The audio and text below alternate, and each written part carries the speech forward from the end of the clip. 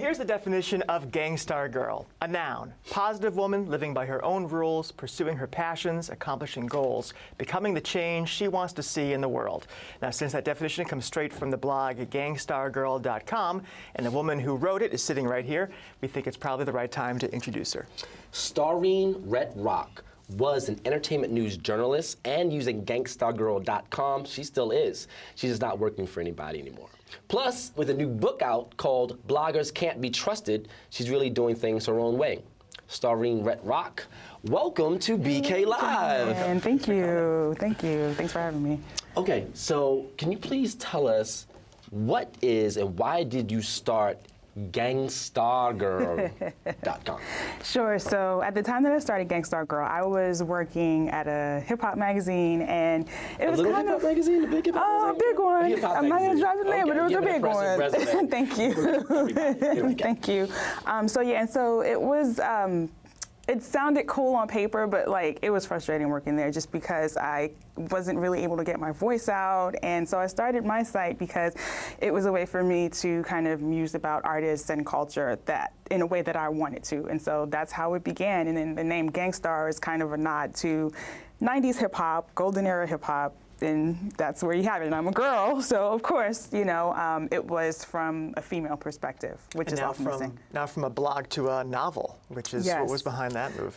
Years of working as an entertainment journalist slash blogger, just build up, and there were just so many crazy things happening to me in terms of people I would encounter and experiences I was having. And it's funny, I would find myself in conversations with my sister, who she's actually a psychologist, and there would be times where she'd be like, you know, like, if I didn't know you, I would think you were making this up. And so that's when I decided, let me start writing this stuff down. So where do you get inspiration for your characters? Do you draw from your own experiences, from your friends, family, or? Absolutely. My own experiences. My style of writing is very observational. So I think every character is definitely, there's definitely elements of real life people in each of those characters. So I think we certainly know a few characters. We do, yeah. I'm writing as we speak. Nice. So one thing I've noticed is a lot of reporters actually do this, where you accumulate these stories and you end up writing a fictional work that's not really fictional. In a way, it's like you can actually tell the truth more easily through fiction, right? Because you're not naming actual names. Exactly. I'm not naming actual names. And then the perfect thing about a lot of the personality profiles of the characters is you could have two people think that one character is completely different people. And it's just like, I can just, like that person can come to me and say, hey, is Cinder based on this person? And I'm like, sure. And then the next person is like, well, is Cinder based on this person? And I'm like, absolutely. Okay, well, I alluded to the question a little earlier, and you started to answer when we were off camera, but I said, no, let's wait till we're here. So the very obvious question that I want to know the answer to is, why can't bloggers be trusted? That is so loaded. I mean, the title, well, if you read the book, it actually makes sense at the end. You're like, okay, I absolutely get it. But of course you can apply that to real life. Like, bloggers are an interesting bunch of people in general. Of course, I don't want to like stereotype every single blogger in the world, but I mean, we are sort of in an era of opinion. So there's like not much fact checking, and a lot of times you have people who blog who put news out, and it's really not real. And a lot of times they do this because they want to get famous. So. Absolutely, bloggers can't be trusted. Absolutely, no matter and I'm a what blogger you say, too, not so for a second. I mean, I don't trust you. Right. But you can trust me. I fact check. More than one reporter has followed the footsteps that you have of going from a traditional career, writing for traditional places, to being out on their own as an independent person. How is that different? What's it like being your own boss? What are the pros and cons of that? It's amazing to be your own boss. Pros are you get to call all the shots, of course, and don't have to wait on anyone. But the con is there's no stability. Like, you know, the same stability that you have when you're in an office is kind of just not there, and everything is on you. You know, you may not have the funding for a team and certain things that you would if you were more stable. So there's pros and cons to both, but right now I'm enjoying my freedom. Sorry, after you. You know, as a blogger, and you said you're writing, but you come from a more traditional background. How is it sort of working by yourself and not having the filter to go through an editor or, you know, just even a colleague next desk over saying, hey, how does this sound to you or things like that? Or is there a network that you sort of work with? Absolutely. I have a network. I definitely do think working in offices and for more traditional backgrounds has helped me with developing a filter, but I do have a network, particularly my husband. He's also a writer.